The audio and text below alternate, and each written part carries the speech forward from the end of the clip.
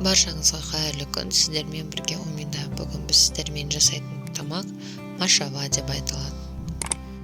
Видеоның соңына дейін қарап, тіркеліп лайк басуды ұмытпаңыздар.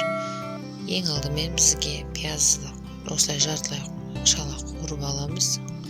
Сосын видеодағыдай кішкене бөлігін алып шетке алып қоямыз. Себебі соңында тамағымыздың бетіне салатын боламыз.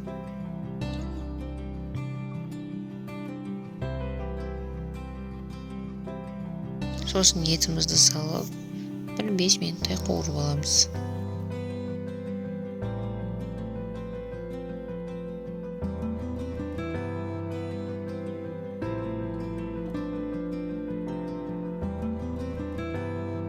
Қуырылған етімізді осылай сәбізімізді, картошкамызды салып 1-5 минуттай қуырып аламыз.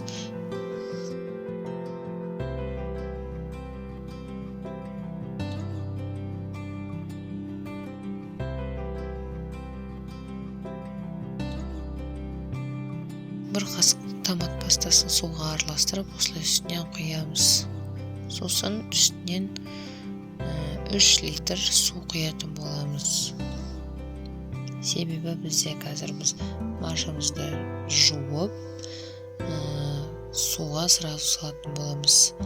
Ақырын отта машымыз жарылғанша 30 минуттай қайнататын боламыз.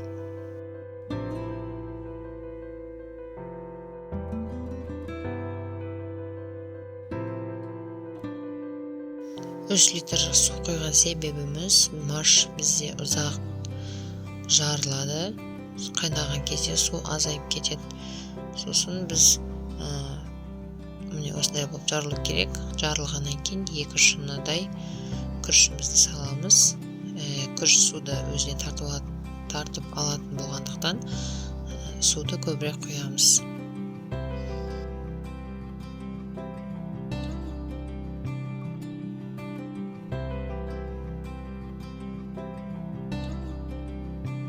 Сосын үлкен қасықта осындай горкадай толтырып тұз саламыз.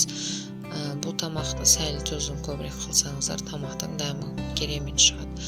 Күріш салғаннан кейін астын төмен отта қылып қайнатамыз. Әр 5-10 минут сайын араластырып отырамыз.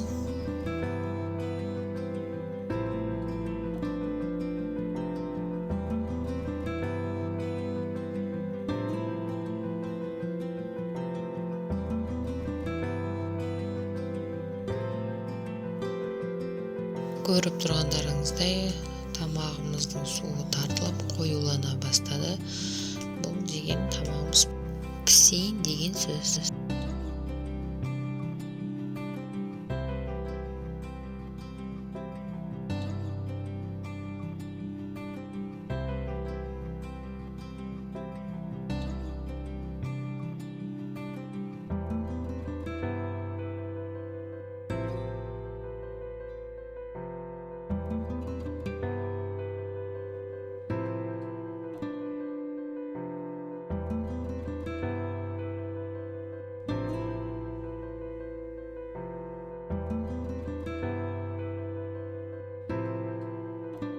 Ал тамағымыз пісті.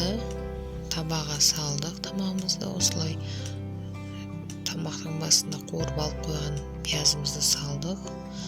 Өте керемет дәм болады. Сосын осылай майдалап туралған пиязбен бетін әсемдеп жеуге ұсынуға болады.